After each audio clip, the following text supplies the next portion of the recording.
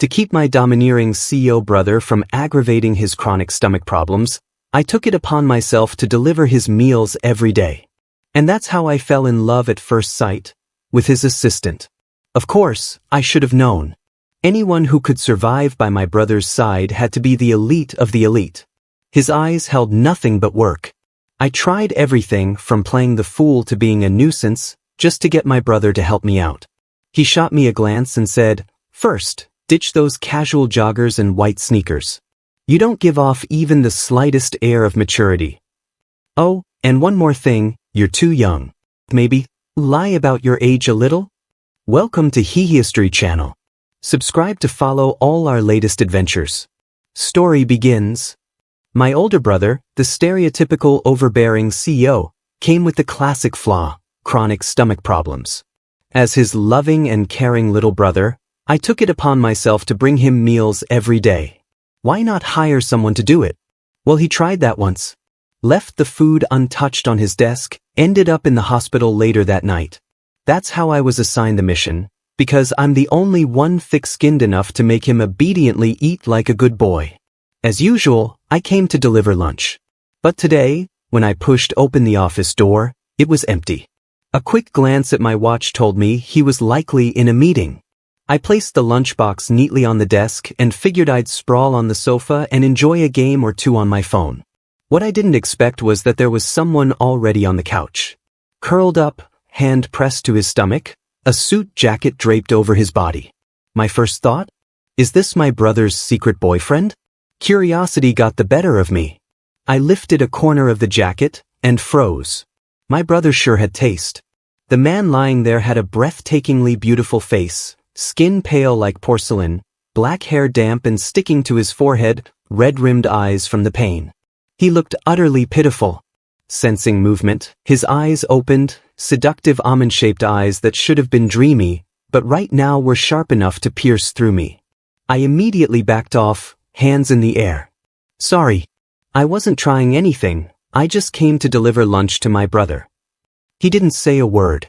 Just tugged the jacket back into place, leaned against the couch, and looked at me lazily. I edged forward. Are you okay? Stomachache? He gave a small nod. I straightened up and rushed to my brother's desk, yanking open drawers in search of the antacids. God, this poor guy. One ancestor taking care of another. As I rummaged, I muttered, the body's the foundation of revolution. My brother always skips meals, so I keep meds stocked. If your stomach acts up again, just ask him for some. But seriously, try eating on time. I handed him the meds and poured water from the thermos. He took the pills but ignored the water. What, did he think I poisoned it? Without thinking, I took a sip, then handed it back. See? Not poisoned. He finally accepted it, downed the pill and water in one smooth motion. So obedient.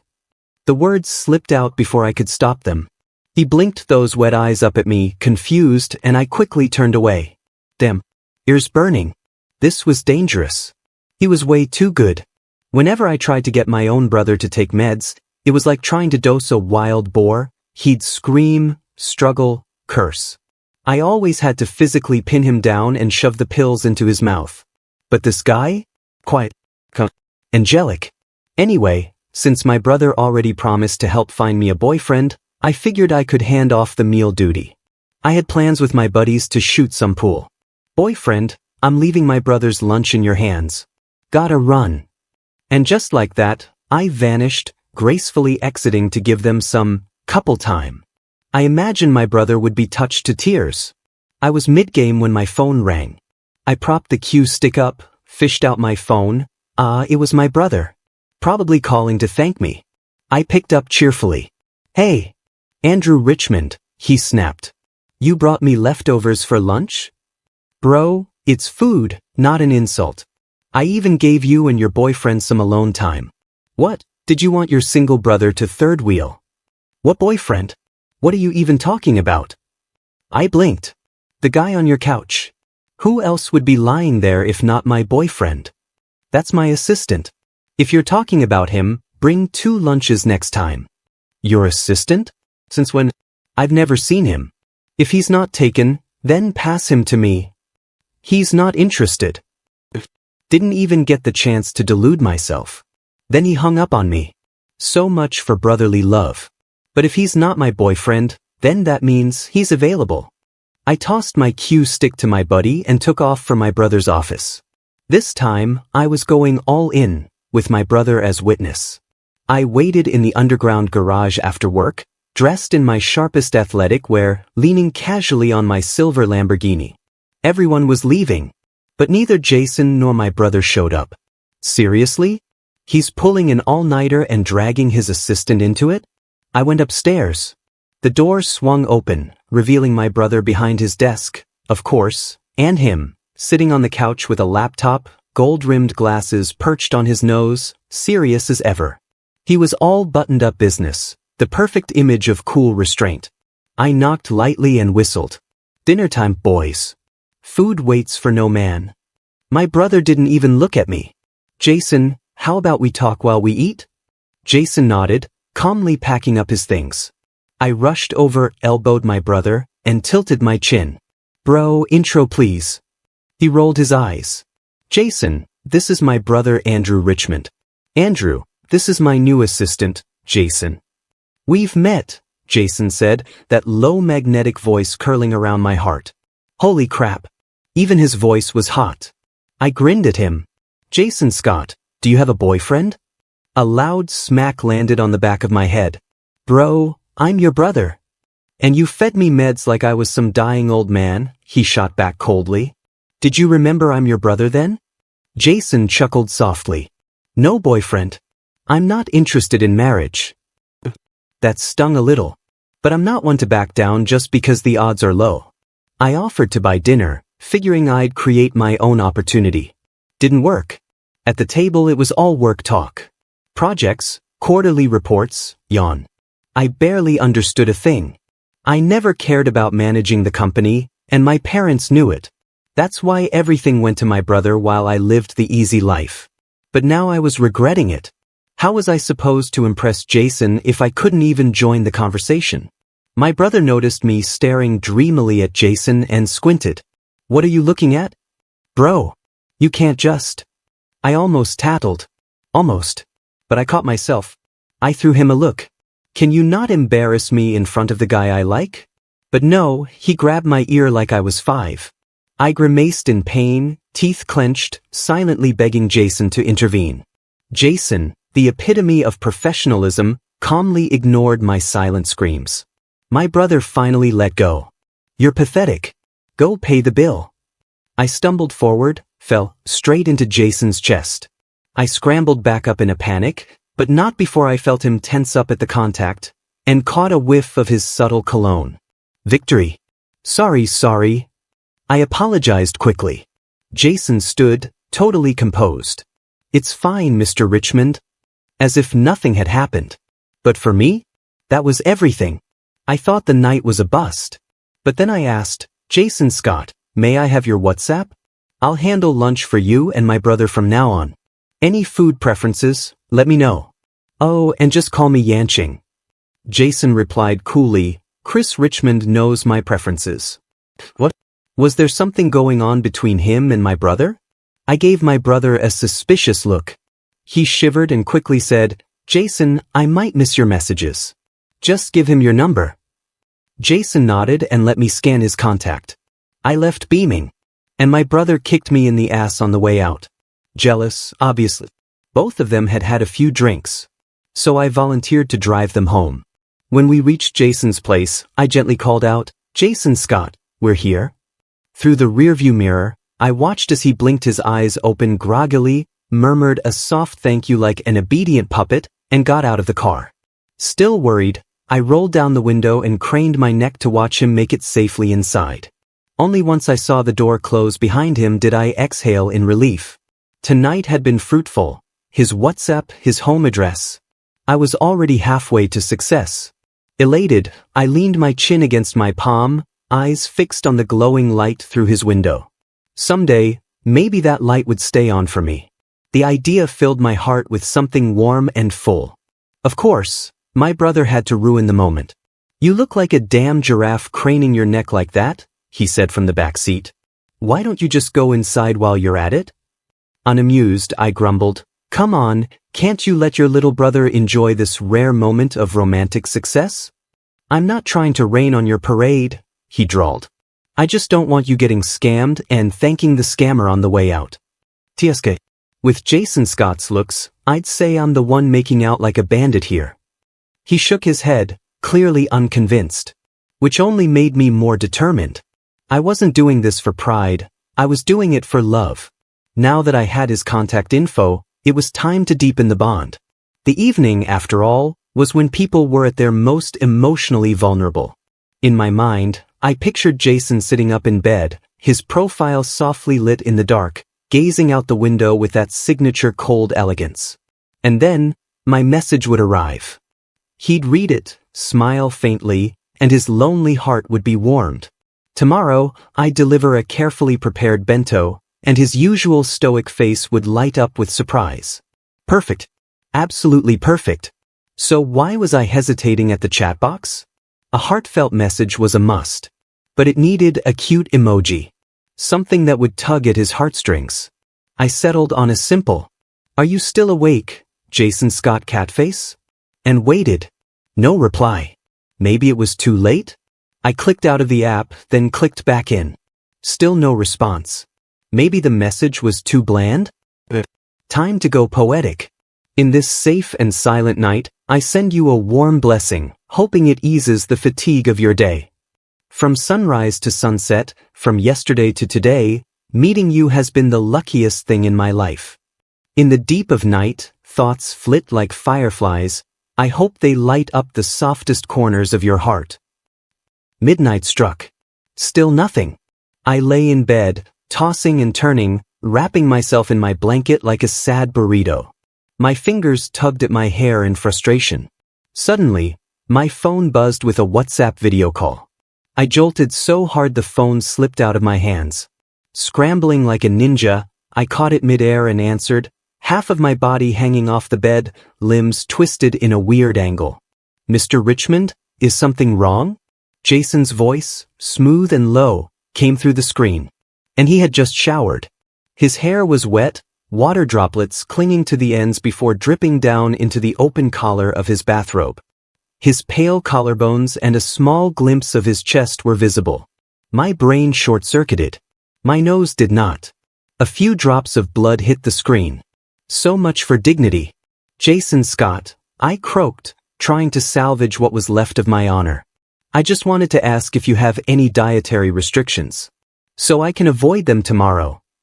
"I already told your brother," he replied, still composed. "He'll pass them on. I have some work left tonight." His next words were meant to be considerate, but they stung a little. "You look a little frail. Take care of yourself. Don't wear yourself out." A soft beep told me I hadn't even hung up before groaning aloud. "This is it. My life is over. I'm no longer a gentleman. I'm just a bleeding idiot with no chill." The next morning, I was plating the last dish when my brother appeared behind me. "You planning a royal banquet or what?" I turned, dark circles under my eyes.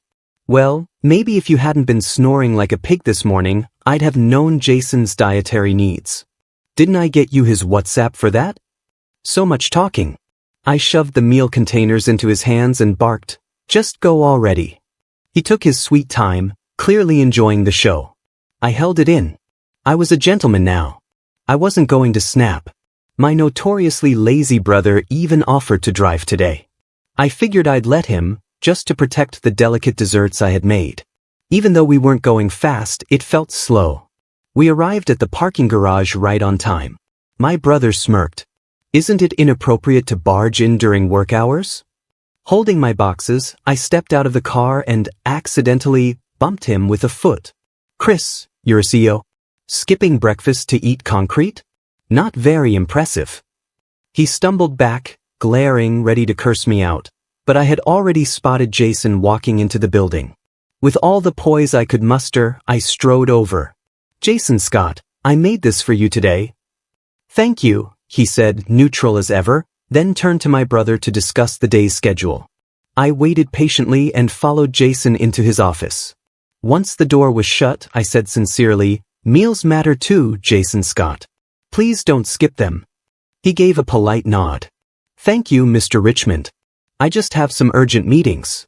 You should eat well too. The flash of last night's embarrassment lit up in my brain again. My face flushed. I eat early and sleep early, I blurted. I'm super healthy. If you don't believe me, you can test me? Jason's face came into sharper focus.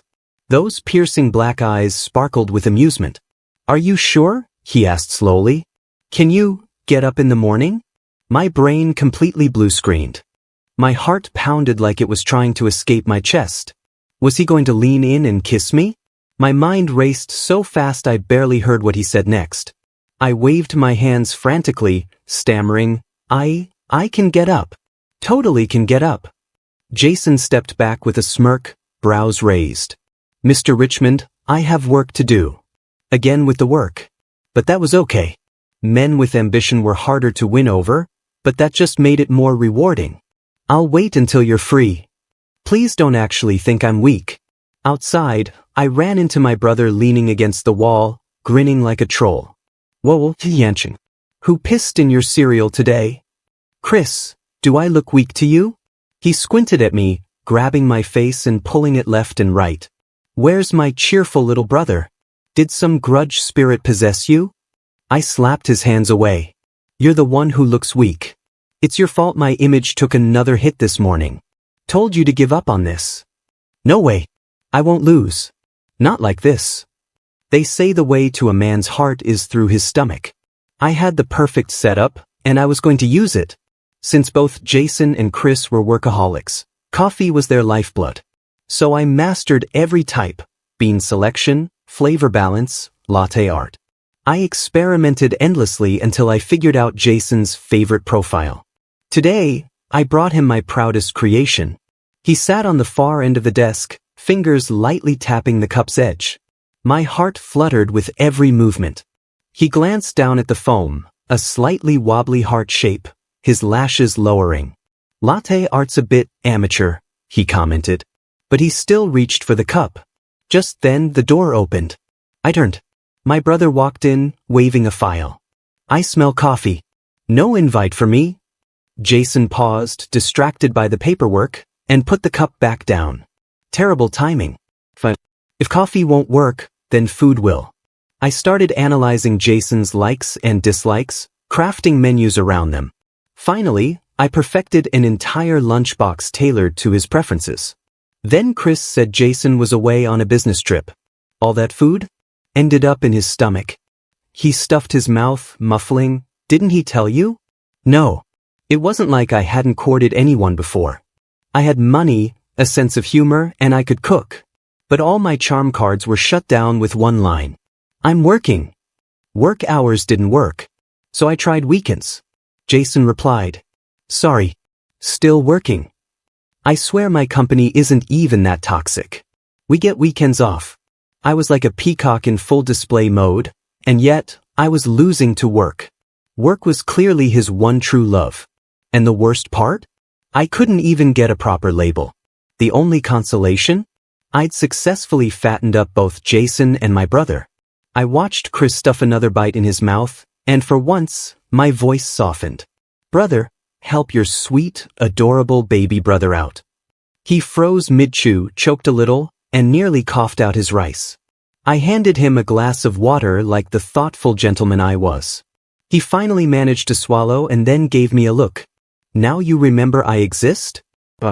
Give him a drop of kindness and he floods the place. I silently grabbed my phone, opened the camera, flopped to the floor, and started recording myself rolling around. Oh mama, look at your eldest son. I slave away every day bringing him lunch, and he just glares at me with eyes like frost. He hits me and I weep. Wah. Enough, he said flatly. One question. Help me or not? He rubbed his temples and sighed. How? I leapt up, flopping dramatically onto the sofa. What kind of guy does Jason Scott like? Mature. Steady. You should probably stop wearing those white sneakers and track pants. You've got zero adult presence. Oh, and your age, maybe round it up a little. So basically, Abandon everything that makes me me. Is there any hope for me? There is, he said, suspiciously easily. I've got a project. Could help you grow up a little. Interested? In my mind, I was already wearing a crisp black suit, walking confidently among clients, effortlessly fielding questions with poise. Jason would walk in, see me looking all composed and capable, and bam, stunned speechless. Hey, I'm in. Of course, my brother had ulterior motives. All black suits every day? I looked like I was heading to a funeral. Constantly. But then again, Jason in those suits, with his build, that aura? Absolutely lethal. Now I could only look at his photos and cling to memories for comfort. Work was so damn hard. Chris never told me just how complicated the project would be. The other company changed their demands every 5 minutes. It was exhausting. Luckily, he assigned me Kevin Marshall, a dependable teammate with a good head on his shoulders and a serious case of verbal diarrhea. We got along surprisingly well, and I was learning fast. Still, I missed Jason. Our chat history looked like this. Me, Jason Scott. Today I made a brand new American-style coffee. Can I let you try it next time? Jason, the new design looks good. I'm busy. Me, Jason Scott. My brother gave me a new task. It's really hard. Jason, keep going. I'm busy. Me, Jason Scott. Are you still busy? Jason, busy. Me, Jason Scott. What did you eat today? Jason, busy. He must care about me, right? But recently, all he ever says is busy. Maybe I'm bothering him. Maybe, on this trip, he met someone more mature, more composed than me. Someone he really likes. Mr. Richmond, don't forget the dinner party tonight, Kevin reminded me, patting my shoulder. Time to believe in my own charm. At the dinner, Mr. Massey proved to be the exact kind of sly old fox I'd been warned about. Whenever we tried to steer the conversation toward the deal, he slithered away like a greased eel. But I could drink. I could wait him out. Oh, Mr. Richmond, he said, sloshing his wine. I enjoy a drink, and I have a taste for beauty too. Ah, Mr. Massey has such classic taste, I said dryly. Kevin cut in smoothly. Mr. Massey, they say you can hold your liquor better than anyone. Shall we test that with this wine? It's called Beauty and the Beast, gorgeous as a blushing beauty, yet bold in taste. I lifted the glass to inspect it.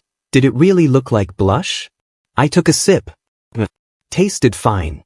Kevin was definitely a Gen Z master of BS. He deserved a raise. Mr. Massey leaned closer to Kevin. Kevin, you're sharp. You should understand what I mean. And then, right in front of me, his hand slid down Kevin's back, lower and lower. I reached out, yanked Kevin behind me, and stood between them with a practiced smile. Mr. Massey, Kevin says you can drink. How about a challenge? If I outdrink you, the deal's ours. If I lose, we'll walk away. Mr. Massey had thought I was just some spoiled, useless rich kid who liked to party. Big mistake. Behind me stood a family that even he couldn't afford to offend. Deal. One glass after another went down. My head spun. My stomach churned. So much for his reputation. He passed out long before I even wavered. We got the contract signed before he was carried out of the place like trash. Pathetic. Jason must have dealt with guys like him before. He was too stunning not to be harassed. But he probably handled them without breaking a sweat. I had to become someone worthy of standing beside him. And speak of the devil, there he was. After 10 days, 7 hours, and 20 minutes of separation, Jason somehow looked even better than I remembered. It had to be a dream. I stretched out my arms and pulled him into an embrace. He smelled just as amazing as before, slender waist soft in my arms. If this was a dream, then screw it. I was going all in. Baby, I missed you so much. Just let me hold you a bit. You'll be busy with work again once I wake up. Aren't you already holding me? His voice, warm, gentle, actually replied to me. I sniffled, tears filling my eyes. This dream was too perfect. To hell with being mature and composed. I just want to be selfish, just this once. I was afraid you'd just reply with, busy again. Ooh. I really like you. Can you like me back, just a little? Jason looked down at me, curled in his arms like a golden retriever, bawling my heart out. He chuckled softly, then tilted my chin up, brushing his thumb across it. "Were you really chasing me?" he asked, eyes searching mine. "It wasn't just a passing phase?" I blinked. Wasn't I obvious enough? Not a phase. It was love at first sight, okay? I'm serious. My mom always said dating without marriage in mind is just playing around. Then I quickly added, "But I'm not a mama's boy. When we get married, I'll totally listen to you." "Wait, you're anti-marriage." Right. That's fine. We can just date forever. I just want something official." Jason's lips quirked, his tone unreadable. "I'd like to observe a bit longer." Maybe it was the sudden wave of happiness.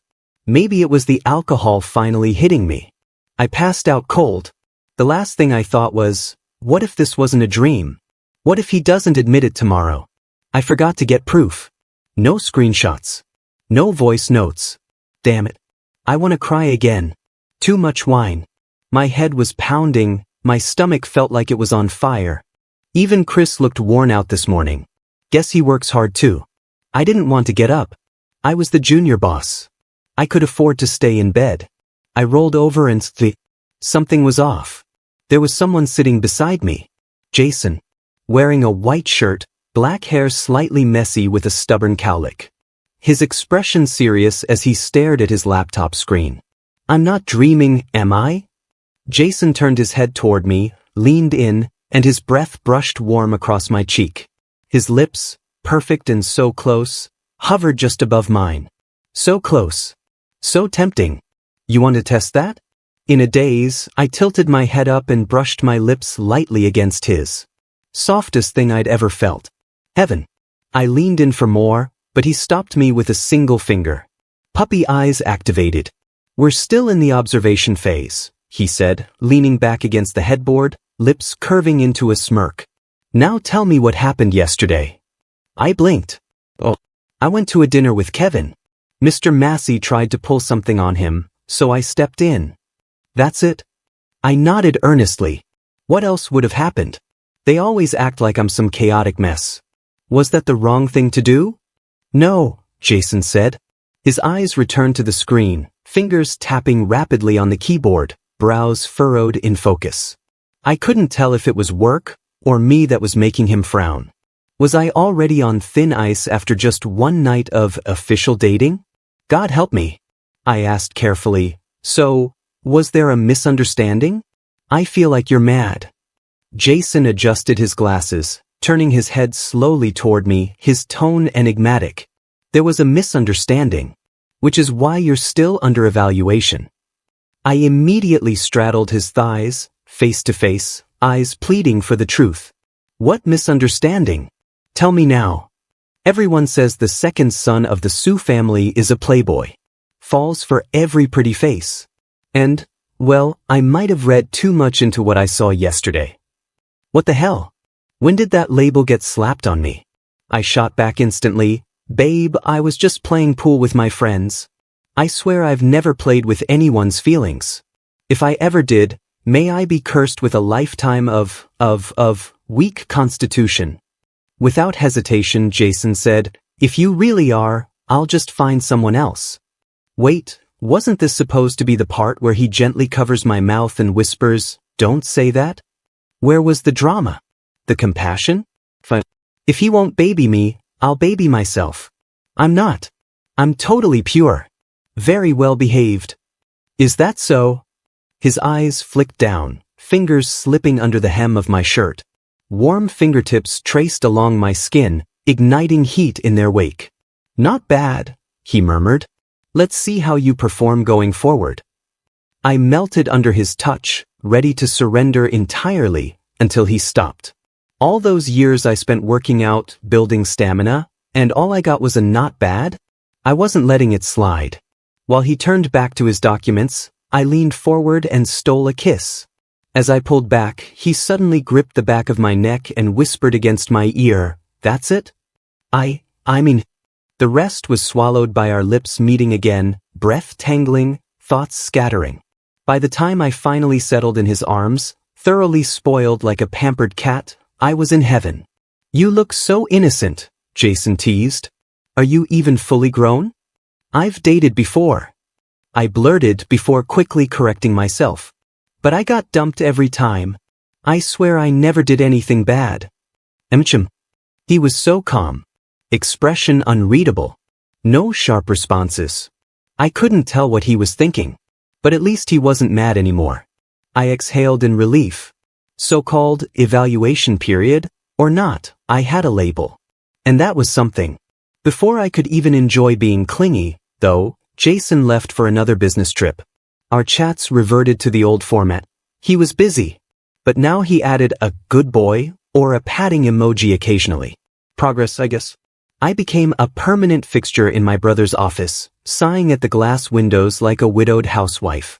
Chris, apparently satisfied with my performance on the last project, wanted to give me a bonus. I glanced at the amount. Just a bunch of zeros. Forget it, I muttered. I've got dividends anyway. Give the bonus to Kevin Marshall, he helped me a lot. I was watching the boys play pool again. Back and forth. Ball after ball. Bored out of my mind. Brad smirked. You look like someone just dumped you. Frank chimed in. Weren't you chasing someone? How's that going? I lounged on the sofa, arms spread. I kinda got him. But not really. Still being evaluated. Brad snorted. Seriously? You've dated before. How are you this low on the totem pole? Frank lined up his shot, nailed the ball, and leaned on his cue. That's because all his relationships were in school. Bittersweet teenage stuff. Yanching was basically a magnet for the worst kind of boys. One even spread rumors that Yanching dumped him, and that's how the name Sue the Scumbag stuck. So that's where that stupid nickname came from. I glared at Frank and kicked him under the table. You think you know everything? I do know everything, he grinned. But hey, if you're still on probation, you gotta do what they say, keep chasing. That sounds clingy. And?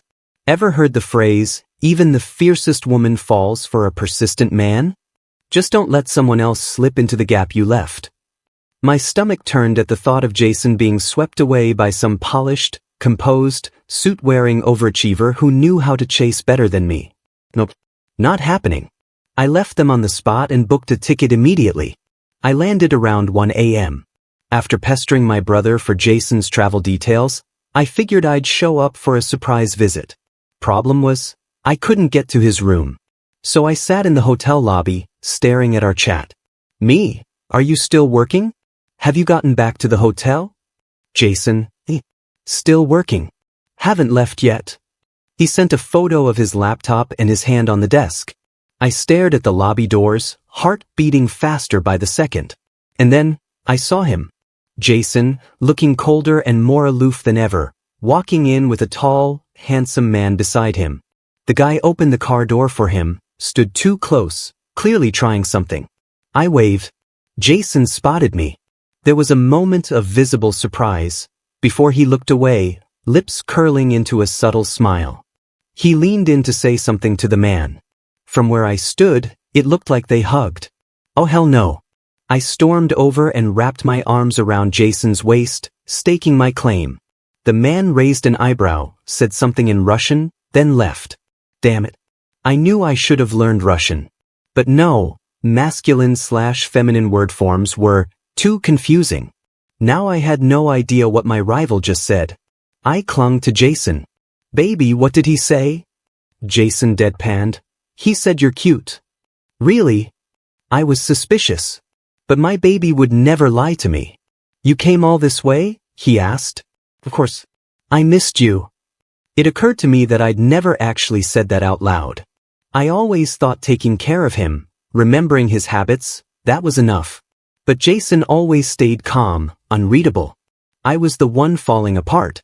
So when I finally confessed something real, his cheeks turned pink. Even his ears flushed red. He looked away. Come on. It's late. You need to rest if you want to stay healthy. That reaction? I beamed all the way up to the room. After all the business trips, the routine I'd helped Jason build, regular meals, proper rest, was totally wrecked again. He just sat down when I heard a faint, pained gasp from inside the room. I turned to see him trying to sip coffee, lips pressed tight, but still unable to suppress a soft groan. I rushed over and placed my warm hand on his stomach. Should I take you to the hospital? No. Still have work. It was the middle of the night. He told me to rest, but he was still pushing himself? No way. You don't have work right now. I scooped him into my arms and carried him to bed, then rummaged through my bag for the antacids. When I came back, he was already typing on his phone again. I yanked it out of his hand. If you don't stop working, I'll kiss you. Until you're ruined. Try it. Oh, you think I won't? I leaned in and did exactly what I promised, earning myself a well-deserved slap across the face. Worth it. At least he finally put the phone down, sitting silently on the bed, head bowed, lashes trembling. I pressed a tablet to his lips and held a cup of water, gently coaxing him. But instead of opening his mouth, he turned away. It's bitter. He didn't want to go to the hospital. He didn't want to take the medicine. Good thing I came prepared. I'd seen this act before, from my brother. And unlike my brother, I had every intention of winning. I stirred a spoonful of honey into the water and coaxed gently, "It's sweet now. That way the medicine won't taste bitter." Jason, surprisingly obedient this time, took the medicine without protest. As I made to get up, he tugged lightly at the hem of my shirt, showing a rare vulnerable side. Don't go. I'm not going anywhere. I'll stay with you. I laid down beside him, pulling him gently into my arms, my palm resting over his stomach, rubbing warm circles. Jason wriggled a little in protest. You're hot. And you're squeezing me. But I didn't let go, and in the end, he gave in, curling close. Who was the guy who brought you back today? A client. Just returned from overseas. Good. I closed my eyes, content, only for Jason, who'd been facing away, to suddenly roll over. His fingers traced along my jaw. You're really not mad? You explained it, didn't you? You've got a big heart, he muttered, wrapping his arms around my neck, face buried against my chest. But I'm not so generous. I lowered my chin, brushing against his soft hair, then caught his hand and placed it over the left side of my chest. Big or small, my heart only has room for you. Jason shook my hand off, but I noticed the way his fingers stayed, slowly brushing over the spot I guided them to. Smooth talker. The touch was feather-light, like a tickle that sent sparks straight to my heart. My arms instinctively tightened around his waist. We didn't say much more after that, just stayed close, hearts aligned, breath synced. Jason's business trip wasn't quite over, so I stuck around to take care of him. And of course, I didn't forget to remind my brother to eat properly too. I had a reputation to maintain after all. Then one day, out of nowhere, Chris sent me a message. Tell Jason to be careful lately. I frowned. I was still turning that message over in my mind when I arrived to deliver lunch, only to be intercepted at the door by a man. His clothes were ragged, his eyes murky and red, and his facial features bore a faint resemblance to Jason. He was lurking near the building, glancing around nervously. When he saw me, he walked right over. I stiffened. Who are you? His eyes scanned me up and down. His fingers twitched oddly. In a raspy, tired voice, he said, You know Jason, right? I'm his father. I need to talk to him. His appearance should have drawn pity, but something in his eyes, something greedy, calculating, made my skin crawl. I don't know him, I replied, stepping to the side, hoping to slip past. But he blocked me again. After several failed attempts to dodge, he finally got to the point. Then give me some money. Why? Just enough for a meal. Consider it a good deed. Besides, I saw you two together. You're close, aren't you? Suddenly, Chris's message made more sense. If Jason really had a good father, there's no way he'd be living like this. I'm asking nicely, the man grumbled when I didn't answer. You look like a student, but everything you're wearing is designer. Don't tell me you can't spare some change. I shrugged, expression deadpan. I don't have money. I'm just Jason's kept boy. At that he snapped. That ungrateful bastard. Has money for a sugar baby but not for his old man?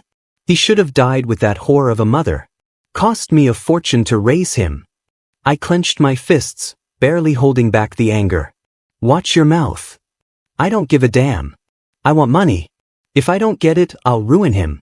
Just like I did once before, he snarled. He got his mother's looks, so I sold him off to one of my creditors. They liked him. Paid me well. He learned how to serve people back then. Bet you benefited from that, huh? I couldn't see straight, but I smiled. Oh, well, I don't have money, but I have connections. Are you sure you'll walk away from this safely? His expression shifted.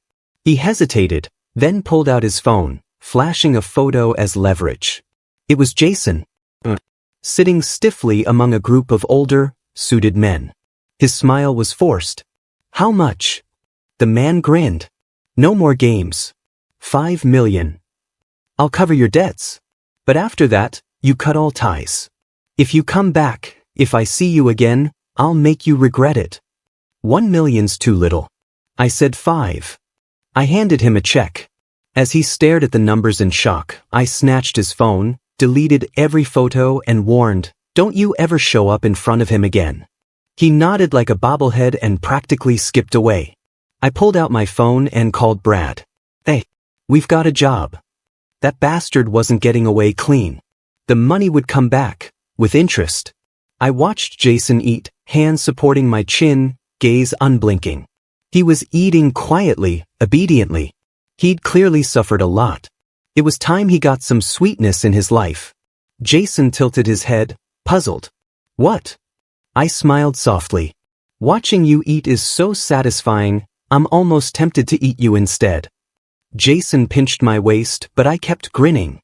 After he finished and returned to work, I stepped aside to take a call from my brother. As always, Chris cut right to it. Jason okay? Fine. I paid the guy off, and I didn't let him off easy. You handled it. But if anything happens, I'll back you up. Thanks, bro. Next time I'll sing your praises to Mom, maybe then she'll stop nagging you about getting married. Get lost. I was laughing at our usual banter when I suddenly felt a chill run down my spine. Jason was staring at me. Did my dad come to find you? His tone was like ice. I didn't lie. He came to find you. I stopped him. You just gave him money? It wasn't that much. How much? I had hoped this would be my big hero moment, the move that would get me past the evaluation phase. But Jason's face darkened. His whole demeanor bristled like a cornered animal. He shoved me back against the wall, fingers gripping my chin tightly. How much? I'd never seen this side of him before. But now I understood what Chris had meant. Jason was tough. Ruthless. The kind who could drink 3 rounds of hard liquor just to seal a business deal. 5 million.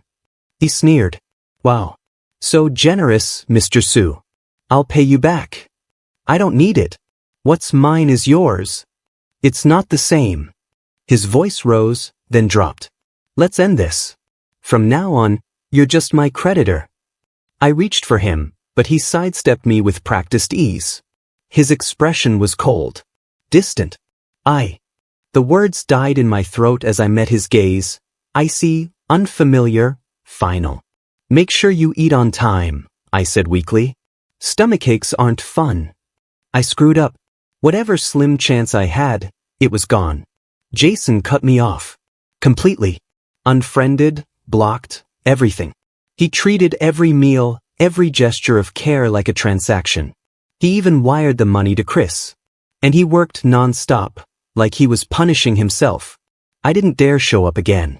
I dragged my sorry self back to my brother's office and collapsed onto the sofa, where I stayed for 3 days. After the secretary was scared off for the who knows how many each time by my soulless dead-eyed stare, my brother finally snapped. I told you from the beginning, stop chasing him. You two aren't right for each other. You were raised soft with money and sunshine. Jason's life's been a mess. He's seen the darkest parts of people. What you think of as kindness might come off as pity to him. But wasn't everything fine before? I argued. I'm simple, he's used to schemes. Doesn't that make us a perfect match? Heaven sent, even. If I hadn't helped him back then, he would have chewed you up and spat you out. That so-called trial period? He just said that to placate you. I stood my ground, chin lifted in defiance. I really believed that both of us had given it our all. This wasn't a game to me. A trial period, wasn't that just caution? Chris sighed, rubbing his temples as he glanced at the documents in hand. When it was clear I wouldn't back down, he gave in and started to analyze things seriously. Jason's stubborn. The reason he overworks himself is because he wants to repay the debt on his own terms. You stepping in to cover it all it's bound to create a wall between you. Then what do I do? No idea. My eternally single brother was no help at all. Time to consult my best friend crew. Stubborn guys are all soft inside, Brad advised. Play pitiful. Guilt trip him. And most importantly, do not give up. Thick skin wins hearts. I sped up the process and got my money back. That way, Jason wouldn't feel like he owed me anything anymore. He'd been working from home to avoid me, but I figured, instead of pretending to be pitiful, why not actually be pitiful? And the universe handed me the perfect chance. It rained for days without stopping. One evening, I showed up at his place, completely soaked, clutching a carefully packed meal of his favorite dishes. He opened the door, stunned to find me dripping wet, my chest shielding the container. I grinned like an idiot. I'm sorry. I brought something you like. I had rehearsed the perfect speech in my head, what to say, how to move, but when I saw him, I forgot all of it. All I could do was smile, just happy to see him again. His eyes flickered, but his voice stayed cold. I don't want to owe you any more. My shoulders slumped, heart sinking. But then I noticed, he shifted slightly, fingers unconsciously tracing the doorframe. There was still a chance. I darted through the gap, hoisted him up, kicked the door shut, and locked it. He tugged at my wet hair, grimacing. You're soaked. I know. I buried my face in his chest, shameless. I'm sorry. I poured everything out. Every thought, every feeling. I'm not your creditor anymore. Cannot there be something else? My throat was dry by the time I finished. Jason suddenly stood up to leave. I panicked and grabbed his wrist. If I can't be anything else, can we at least still be friends? A long silence. No, he said. I let go. Tried to smile. Then, a towel was dropped on my head. His hand rubbed my hair roughly. I looked up, dazed, and met his gaze, gentle, soft, almost like water. If we become friends, I won't be able to stop being just friends. His words echoed in my mind.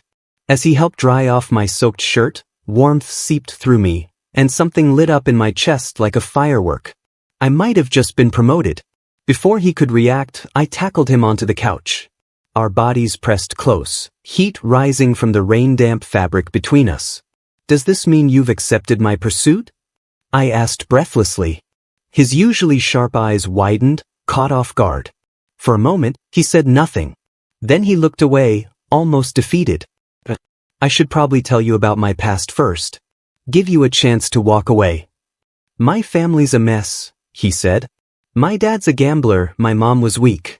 He sold her off, and she couldn't take it, she jumped. He tried to pimp me out too. I refused. Worked like hell, got scholarships, tried to pay off the debt. But it wasn't enough. In the end, I was sold. It was your brother who got me out and paid for my education. I've been working ever since to repay him. Every person who got close to me, my dad blackmailed them.